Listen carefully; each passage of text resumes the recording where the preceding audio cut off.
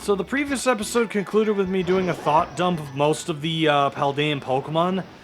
The rest of that list can be found at about 30 minutes and 6 seconds, so if you want to move ahead to the rest of my thoughts, that'll be waiting there. In case anyone's curious why I haven't really been counting glitches like in the recent episodes, it's mostly because, like, I'm not gonna, like, point out every single time the same glitch I've seen happens, because that would get kind of redundant. And, like, there's so many instances where the camera goes through the floor or just spazzes out that we've seen it a million times.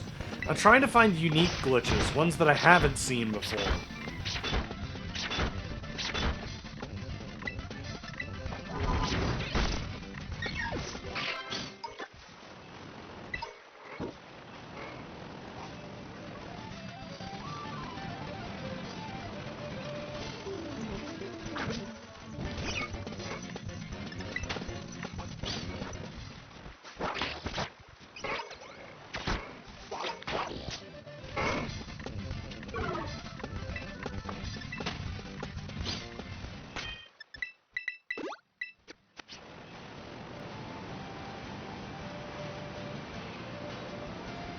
So I'll be completely honest here, I was just looking around for Pokemon in this area. I didn't realize that there was a loading zone that the minute I touch it, instantly would teleport me into this cutscene, so...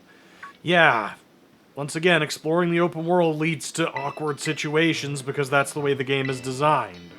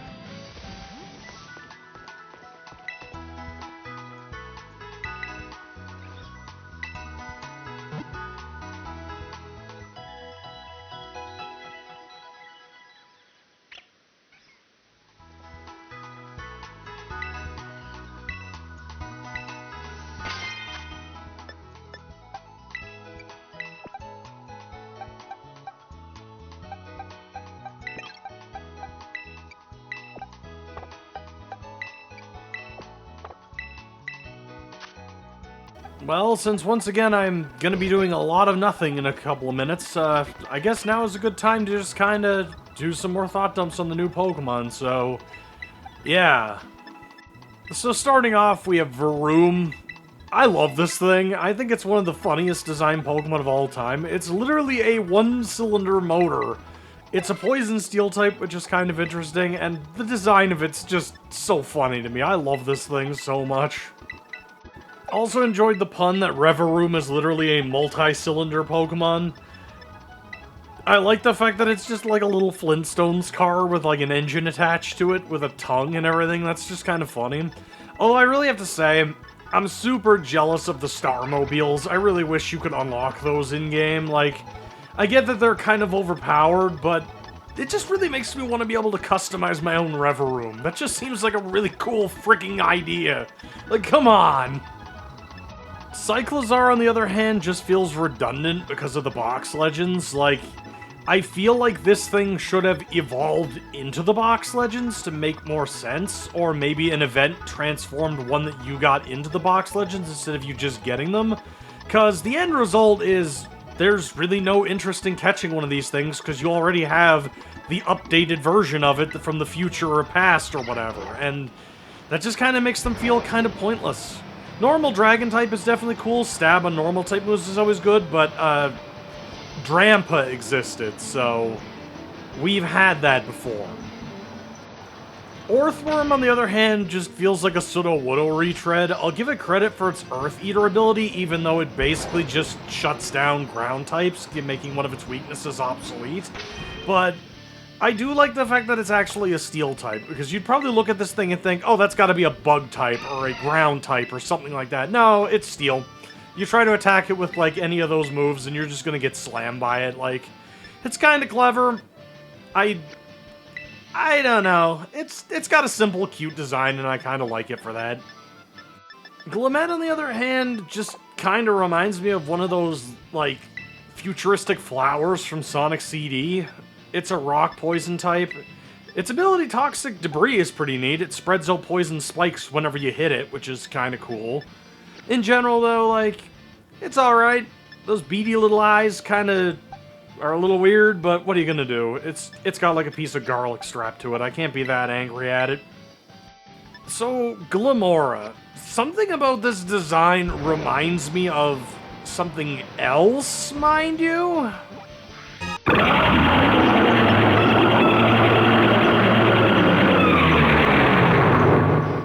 But I don't know. It's mostly just a giant poisonous rock, and this thing is a Trapmaster god. Like, it gets Sandstorm spikes, Poisonous spikes, Stealth rocks, Spiky shield, Protect. Like, you can turn this thing into one hell of a Trappermon and just be a pain in the ass with this design.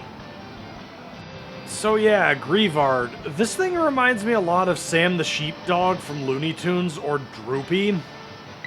This thing looks almost identical to that whole sheepdog design, and like, it's supposed to be like this undead dog. It's a ghost type. The candle on its head, like the bear trap mouth. It's got a lot going on, but it's interesting, I'll give it that. So, Houndstone, which is a pretty decent pun on, like, headstone, and it's got, like, the grave on its head, so it's, yeah. Houndstone is pretty unremarkable, but its signature move is downright ridiculous. Last Respects deals 50 damage if used normally, but, it gets 50 additional power every single time a Pokemon on your team faints. And, this scales up to 100 times, so this thing's base power can be 5,050! Not that you would ever actually be expected to make your Pokemon faint that much to get that power, but that's kind of ridiculous. It should probably be capped at, like, 5, since that's all you need. Flamigo is literally just a flamingo.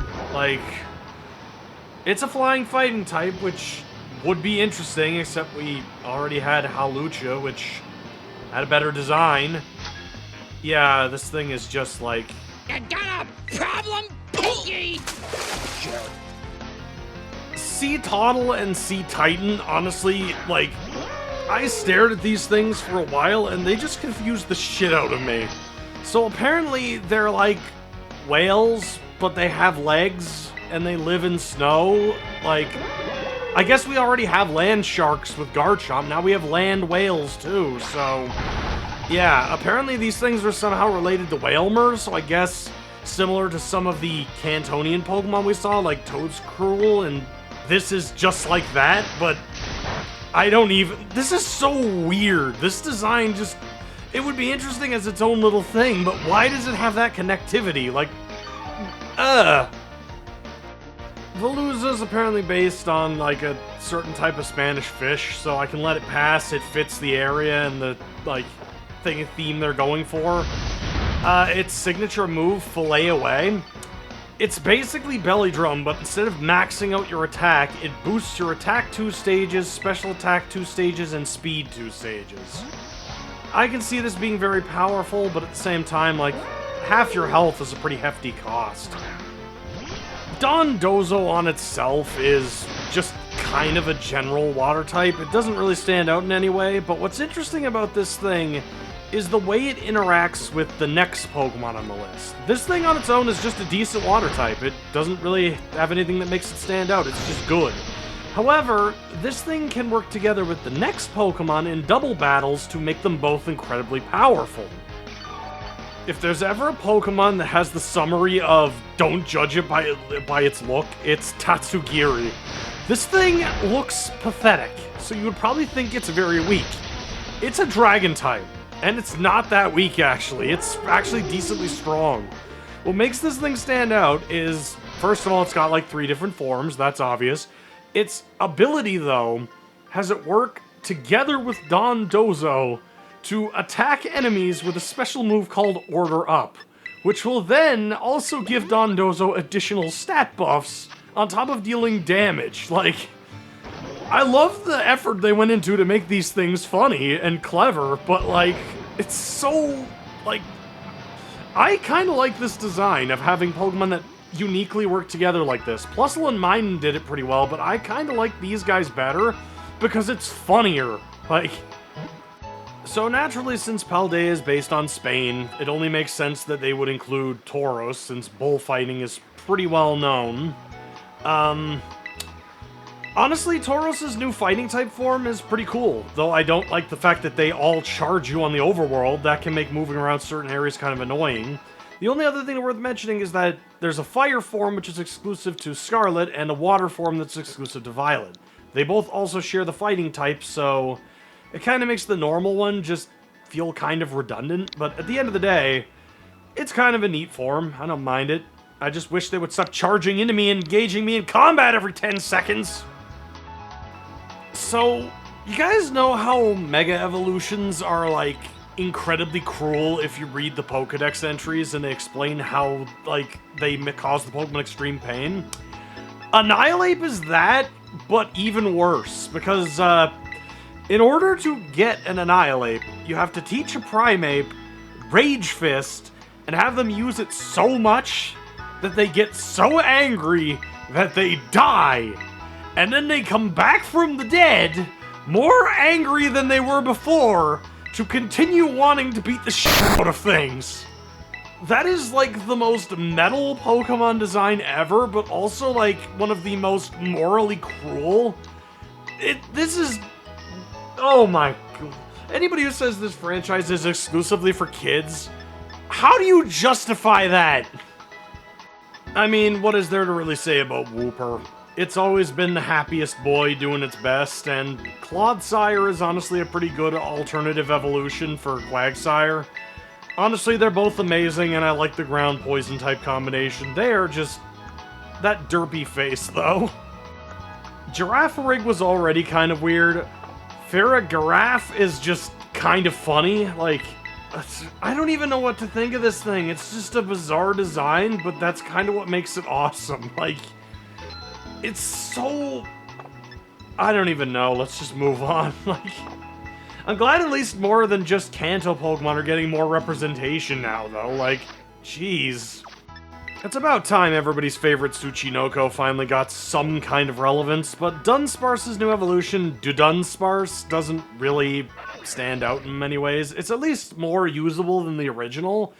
And I guess it does have a little bit of a form thing going on with either 2 forms in its body or 3 forms, but at the end of the day, it really is just a better Dunsparce, so it works. Dunsparce deserved this evolution, so I can't really complain.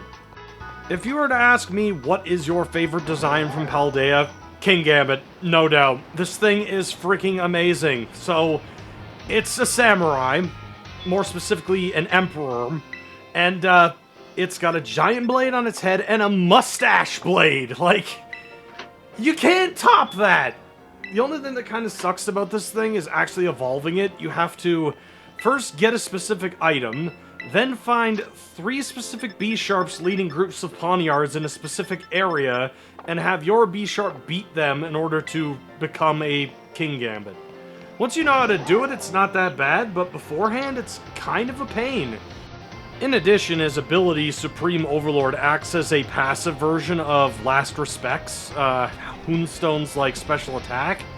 This is automatic. Anytime your Pokemon faints, he gets an attack boost and just gets to go ham if you haven't used him yet. It's kind of good, and if you save him for last, you can probably cleave some people, although he is kind of slow, so... Frigibox is the pseudo-legend of this generation, and, surprisingly, it's a type we haven't seen before, aside from Kyurem. It's, Dragon Ice type, which is very unique.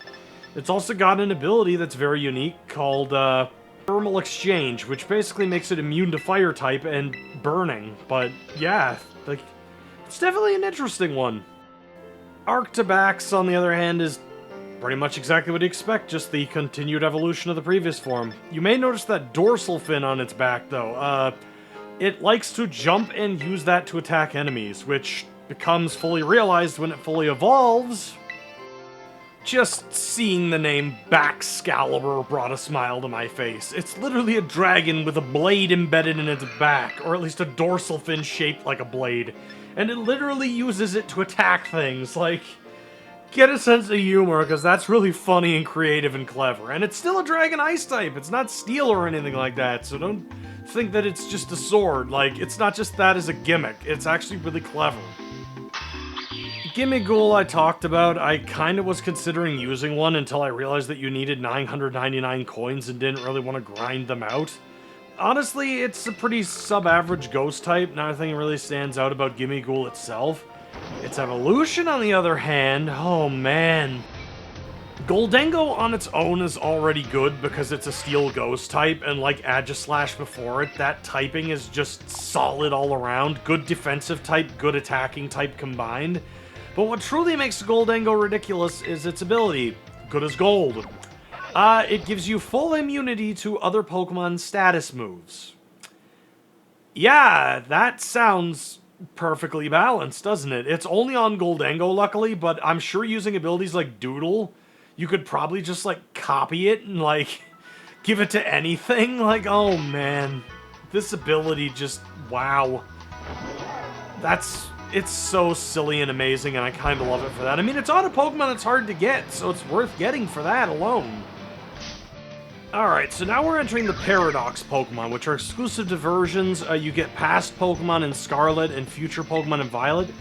These two are Great Tusk and Iron Treads, which are future and past versions of Donphan.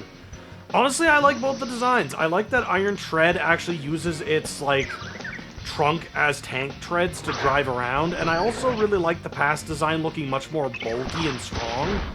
Honestly, I love the idea of this whole, like, past-present design thing. I think it's a really creative design choice to stick with that theme throughout these games. It's just a generally good idea. Of all the Pokemon I'm sad that I didn't get a chance to see playing Violet, I think Screamtail is probably one of the key ones. It's a past version of Jigglypuff that, instead of singing, screams really loudly and aggressively at things. Like... I love the fact that these past Pokemon are so aggressive, because it kind of reminds me a lot of Legends Arceus, where they were aggressive. But, like, it makes more sense for the past Pokemon than the future ones, because the robots, it doesn't really make sense for them to be attacking people.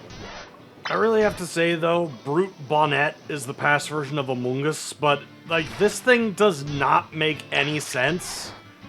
Why does it still have hands and a head that look like a Pokeball, which did not exist back then? It literally doesn't make any sense why it's like that. Like, seriously. It would make sense if, like, they had a more natural design, but why are they still Pokeballs? Past version of Misdreavus, Fluttermane is a Ghost Fairy type, which you'd think would make it a little bit more of a soft, like, past Pokemon.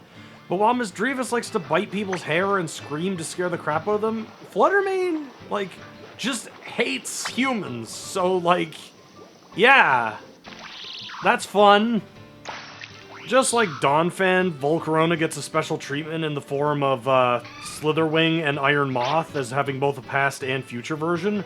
Slitherwing makes perfect sense. Volcarona evolved into a moth from this thing, so it went from being a crawler who apparently was a bug fighting type and used to beat the shit out of other, like, Pokemon. Whereas Iron Moth apparently is like some kind of alien spaceship that spies on humanity. This is from the Pokedex. It's kind of weird. I don't get it, but alright then. Yeah, Volcarona has always been kind of weird. So there always seems to be one Pokemon that defies explanation whenever something like this is done, and that's what I would say about Sandy Shocks. It's supposed to be a past version of Magneton, specifically Magneton, not Magnemite or, like, Magnezone. But to make matters more questionable, like, we don't get any information at all about why this is here. It just is. And, yeah, I don't even know. The design is fine, it's just, like, I want to know more about why this thing is here. Was it, like, sent back in time and accidentally left there to, like, fall apart and malfunction? Like, I don't understand this. While we may laugh at Delibird for being just a pretty, like, low-standard, weak Pokemon, don't laugh at Iron Mundle. It will kick your ass. This thing is actually surprisingly really good. And, like, being an Ice-Water type definitely helps it out. It's got a good moveset. Like, I can't believe it. Maybe Delibird got sick of us always making fun of how bad it was and decided that in the future it would be just this terrifying bringer of destruction. I will never understand why Iron Hands is a fighting electric type instead of, like, a fighting steel type, or I don't know, but, like, yeah, it's a fighting electric type. And to be fair, this thing is meta if you're doing raids, because Belly Drum combined with just being able to beat the absolute shit out of things is surprisingly good. Don't be surprised if you go to do raids and you end up seeing people using this thing all over the place, because it's surprisingly terrifying. Design-wise, Iron Jugulus is kind of awesome, because it's literally a Mecha Hydreigon. On the other hand, it's literally a Mecha Hydreigon. That thing was already terrifying and aggressive, and whoever decided that this thing needed a robot form in the future, stop! Stop taking advice from Getsus and learn to be a good person. My god! So we just had Mecha King Ghidorah, now we have Mecha Godzilla, because yeah, Iron Thorns is literally just a mechanical version of Tyranitar, who was already inspired by the Kaiju legends. Like, it's a rock electric type, very good, very interesting type, but my lord, like, this just, it's literally Mecha Godzilla, or Triptychon, whichever you prefer. Hey guys, did you think Mega Salamence looked pissed off enough? Because now we've got an ancient ancestor version of it called Roaring Moon, which is apparently savage and hates other living things. It spreads its feathers all over the place as it goes around, and it literally dive bombs things at rapid speed. Like, yeah, this thing sounds friendly. I am sure glad they aren't this powerful anymore. You might know everything I'm going to do, but that's not going to help you, since I know everything you're going to do. Strange, isn't it? I'll be honest, Iron Valiant is the Pokemon that made me decide to pick the Violet version over Scarlet. It's literally a metal version of Gallade and Guard of War combined into one. It forms those blades on its wrists into a literal, like, double-edged lightsaber type deal. Like, this is the coolest thing I've seen in a while from Pokemon. Like, I love King Gambit, but this thing is just amazing. And, like, it has Metal Sonic's eyes, so come on, like... I love this thing, seriously, I can't get enough of it. So the next 4 Pokemon are actually legends, and they are considered part of a major subquest later on in the game. These are called the Treasures of Ruin Pokemon, and the 4 of them basically combine to form the story of Paldea. This one is called Wo-Chien, and apparently it's the wooden tablet from the past story that was used to write down the Paldean King's evil deeds. Accordingly, this thing drains life as it goes around and basically wilts things into nothing out of greed and, like, hate for everything around it. It's a dark grass type, and the design is just, in general, really cool. All of the Treasures of Ruin have this, like, design concept around hatred and bitterness, and I kind of love that. It shows how Pokemon can have darker themes without compromising it in such a childish way. So, they're all really neat. Next up is Chien Piao, who is apparently the bitter hatred and anger of the people who were killed with the blade that is composed out of its fangs. Yeah, those fangs are actually the sword's blade and hilt, that after it was used, it was broken by the people who were oppressed and slain by the blade, so yeah, another friendly face, isn't it? Like, the Ruination Pokemon are so much more, like, aggressive and brutal. They fit in well with the, Paradox Pokemon, actually. But yeah, apparently these guys are the bitter hate for the king who basically let them die. That makes a lot of sense, actually. It apparently causes avalanches for fun. So each one of the Treasures of Ruin were basically, like, inspired by the gifts that the Paldean King were given by the merchant, this one being the Vessel. Ting Lu is considerably less, like, threatening than the others. I mean, all it really does is stomp around in rage and cause earthquakes, but naturally that would still cause a massive natural disaster if he's literally destroying the landscape in his rage, so he's just as dangerous as the others, and it makes sense why he was sealed away.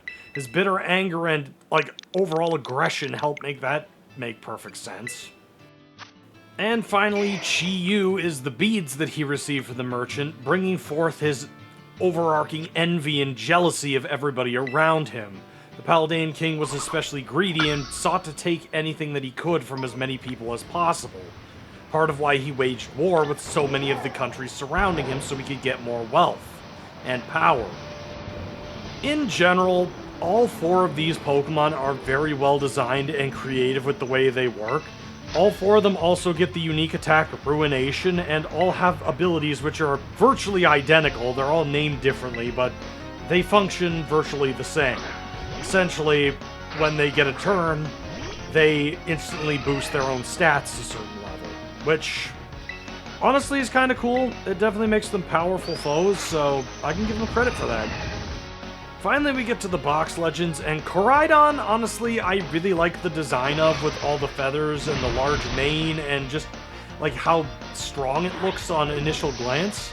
I'm not a big fan of the wheel in the design, though. I know it's supposed to be like a past version of Cyclizar, who also has a wheel, but in the past, like, why would they have the wheel? Especially since, like, Koraidon runs on all 4 legs instead of using its wheels primarily, so it doesn't really even make, like, sense in that regard. Overall, though, like, it's a perfectly fine Pokemon. Very powerful, actually, especially if there's sunlight. Like, this thing is a beast. Miraidon, on the other hand, I really got used to the design rapidly. I especially like that it has, like, jet boosters in its legs. Like, it's just a cool design in general. And while the wheels are still a part of the design for this one, they make more sense because they become a part of its neck when not in use, so they don't stick out as just this weird thing that's just attached to your Pokemon's neck forever. Like, they just feel natural. So in general, I do think that Miraidon's design is better than Koraidon's. I do like Koraidon running on all 4 more than Myrmidon basically automating the process, even though it makes sense. In general, I feel both of them have good design qualities and overall perks of the way they're built. As for which one of these 2 is better overall, that's a really tough call. I will say that Koraidon has a much larger advantage than Myrmidon because Koraidon gets a huge bonus in the sun. Setting up sunlight is much easier than what Miraidon has to do, because Miraidon has to set up electric terrain. Electric terrain is a little bit harder to set up. There's not as many Pokemon that can set it up for him. You pretty much need to have a team built around that in order to plan it out, because sunlight benefits a lot more Pokemon than electric terrain does. So, yeah, I would definitely say that Koraidon has a much bigger advantage than Miraidon does, but I do think both of them are pretty equaled out with moves and techniques and stats and everything. So, yeah, it's just a matter of sunlight being easier to get than electric terrain and being more beneficial, so Miraidon unfortunately takes an L for that. And with that, I guess I've covered my thoughts on all the new Pokemon, so yeah, I guess this is finally done. Honestly, like, I'm sure there's some people who really like Pokemon that I don't like, and some that hate ones that I like, and that's perfectly fine. Honestly, like, this generation surprised me. I went into it figuring that there were going to be a lot of designs that I really didn't like, and most of them were actually pretty good in my opinion. Like, there aren't that many bad ones, so this generation honestly has a lot more quality in its Pokemon design than some of the other ones. Like, in general, I found myself kind of slowly learning to like some of the newly designed Pokemon. Like, initially I hated some of them, and then over time it slowly grew on me, and I'm like, yeah, this thing's alright. So, I know everybody has, like, certain generations where they think these are just terrible, and others that think these are great, and honestly, that's fine. Nothing wrong with that.